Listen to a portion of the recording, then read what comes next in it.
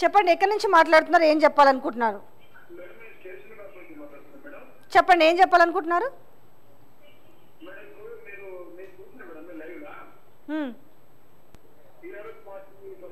మాజీ ముఖ్యమంత్రి కేసీఆర్ గారు మేడం కొంచెం గట్టిగా మాట్లాడండి. గతంలో పరిపాలించినటువంటి 10 సంవత్సరాల తెలంగాణ ఉద్యమానికి తెలంగాణ నాయకత్వాన్ని వహించినటువంటి కేసీఆర్ గారు తెలంగాణ తెచ్చి 10 సంవత్సరాలు మంచి పరిపాలన అందించిన తర్వాత ఈ రోజు మీరన్నట్టుగా ఇన్ని ఉద్యోగాలు ఇచ్చినట్టుగా 100 రోజుల పరిపాలన లోపల ఎన్ని ఉద్యోగాలు ఇచ్చింది అనేది అసలు నోటిఫికేషన్ అనేది కూడా వాళ్ళకి తెలియదు ఇంతవరకు తెలంగాణ కాంగ్రెస్ పార్టీ ప్రభుత్వానికి. టీఆర్ఎస్ ప్రభుత్వం పోయే ముందు నోటిఫికేషన్ ఇచ్చి ఎగ్జామ్స్ పెట్టి అన్ని పరీక్షలు అయిపోయిన తర్వాత ఆ ప్రజలందరూ ఏంటంటే వాళ్ళ వాగ్దానాలకు మన అమాయకులై మన ప్రజలందరూ అమాయకులై మన వాగ్దానాలను నమ్మి వాళ్ళకి ఓట్లు వేయడం జరిగింది మేడం. ఇప్పుడు ప్రజలకేమో ఇప్పుడు ఏమవుతుందంటే 4 నెలల పరిపాలన కూడా నీళ్లు కానీ విద్యుత్ కానీ కరెంటు బిల్లులు కానీ రైతు బంధు కానీ రైతు బీమా కానీ రైతులకు పండించినటువంటి పంటలు వెండిపోవడం కానీ ప్రతి ఒక్క విషయంలో ఇప్పుడు మాత్రం కాంగ్రెస్ పార్టీని మొత్తం ప్రజలు ఈ వచ్చే పార్లమెంట్ ఎన్నికల లోపల ఎంత స్పీడ్ గా గెలిపించిందో అంత స్పీడ్ గా మొత్తం తొక్కే రకంగా ఉన్నారు ప్రజలు. గ్రామీణ ప్రాంత ప్రజలు బాగా నమ్మింది మేడం. హైదరాబాద్ నగరంలో కూడా ప్రజలు తెలుగు కళ్ళు కాబట్టి వాళ్ళు చేసే పరిపాలన కేసీఆర్ చేసినట్టు అభివృద్ధిని చూసి వాళ్ళు అక్కడ 20 సీట్లు గెలిపించింది మేడం.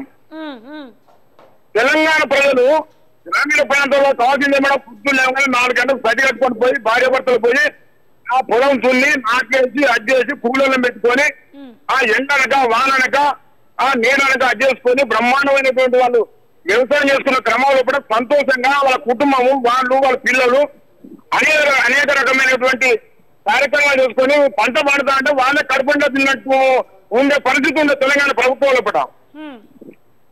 ఈ రోజు ఏం మేడం ఈ 4 నెలల పరిపాలన లోపల ఎంత దారుణమైనటువంటి పరిస్థితి కాంగ్రెస్ పార్టీ కనిపిస్తుందంటే ఇప్పుడు నేను ఇంతకు ముందు వివరించినాను. ముఖ్యమంత్రి ఏం చెప్తున్నాం, మన తెలంగాణ ముఖ్యమంత్రి మేము 6 గ్యారంటీ స్కీముల్లో 5 ఇచ్చినాము, తెలంగాణ ప్రజలన్నింటినీ కూడా సంతోషంగా ఉంచినాము, 30,000 ఉద్యోగాలకు పరీక్షలు పెట్టినాము, వాళ్ళకు నియామక పత్రాలు ఇచ్చినాము అనేసి ఆయన కూర్చొని మాట్లాడుతుంటే మరి ఇవి అబద్ధాలా నిజాలా? తెలంగాణ ప్రజలు మరి ఏమనుకోవాలి మీరే చెప్పురు ఒకసారి. మేడం ఒక చిన్న విషయం సార్, మేడం మీరు అన్నది కరెక్ట్ మేడం. గత కాంగ్రెస్ పార్టీ ప్రచారం లోపల చెప్పిన వాగ్దానాలన్నీ ప్రతి ఇంటికి గ్యాస్ మొద్దు 500 రూపాయలకి ఇస్తాను ఒక వాగ్దానం చేసింది మేడం.